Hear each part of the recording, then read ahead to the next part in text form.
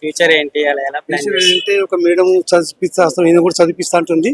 అది కొంచెం ఏంటంటే వాళ్ళకి కొంచెం సాయం చేయమని కోరుతున్నాం. సీరియల్ యాక్టర్స్ కూడా హెల్ప్ చేయడానికి రెడీ ఉన్నట్టు అనిపిస్తుంది. వాళ్ళు మాట్లాడుకుంటున్నారు కూడా, వాళ్ళు కూడా మాట్లాడుకున్నారు ఎవరు తోచింది వాళ్ళు ఇవ్వాలని చెప్పి. ఒక్కటిసారి నేను చెప్పడం ఏంటంటే మీరు ఇంత ఇప్పుడు 1, 2, 3 ఉన్నారు కదా, ఇప్పుడు మాకు వాళ్ళు కొంచెం గలీజ్గా మాట్లాడుతారు, అడుక్కుంటున్నట్టుగా మాట్లాడుతున్నారు సార్. ఎవరు మీ వాళ్ళే అంటారు.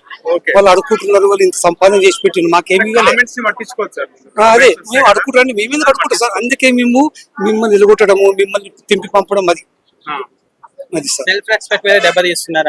అవును సార్, ఇంకా అది కావాలి మాకేం లేదు, అంతా మంచిగా ఉన్నాము.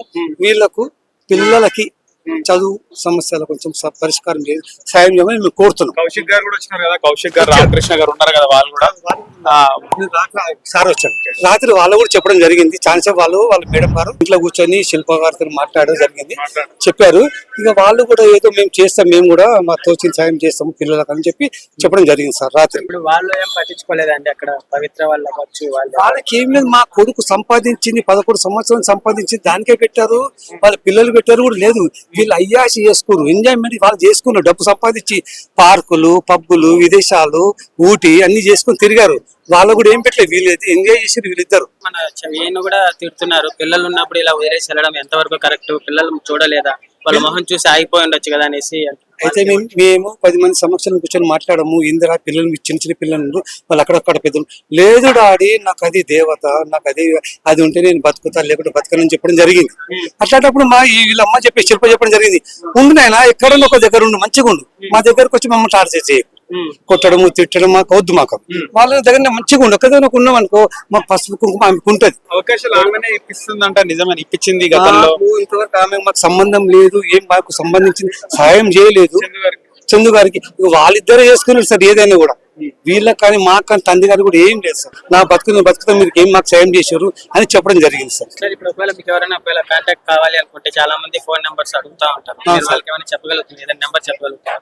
లేదు సార్, ఒక్కటంటే నాకు వద్దు సార్, వీళ్ళకు పిల్లలకి సాయం కావాలి, నాకేమొద్దు. నా బతుకుతా. వీళ్ళకి కొంచెము ఎడ్యుకేషన్ ఉంది, చిన్న పిల్లలు, వాళ్ళేమో 22, 23 ఏళ్ళు ఉన్నారు పిల్లలు వాళ్ళు. ఇప్పుడు వీళ్ళు పిల్లలు ఇప్పుడు ఇల్లు కావాలి, అద్దె కట్టుతుందా, రెంట్ కట్టుకుంటుందా, ఫుడ్ కట్టుతుందా, current bill, water bill, school fees ఆమె ఎక్కడికి చేస్తా సార్. ఇప్పుడు నేను చెప్పడం ఇది ఒక్కటే సార్, ముఖ్యంగా మీ ప్రొడ్యూసర్ గానీ యాక్టర్స్ కానీ వాళ్ళతో పాటు చేసిన వాళ్ళకి పిల్లలకు కొంచెం సాయం చేయమని జరుపుతుంది. ప్లేన్ లో వస్తుంది, చెప్పు వస్తుండు, ఎక్కడ వస్తున్నాడు, ఇంటికి చెప్పు లేదు అంత లేదు, అమ్మాయి చెప్తుంది. ఇంత బాధపడుతున్నా నాకు ముఖ్యము వీళ్ళమ్మ నా కూతురుతో సగము, నా పిల్లలతో సగంగా నా ఊపిరినంత వరకు బతికించుకుంటా. ఒక్కటి ఏంటంటే అందరు దయచేసి చెప్తున్నా, పిల్లలకు ఎడ్యుకేషన్ కోసం సాయం చేయమని కోరుతున్నా. ఫిలిం డిస్ట్రిబ్యూటర్ కానీ డైరెక్టర్ 9885155287 నాది. Okay sir, thank you sir, thank you.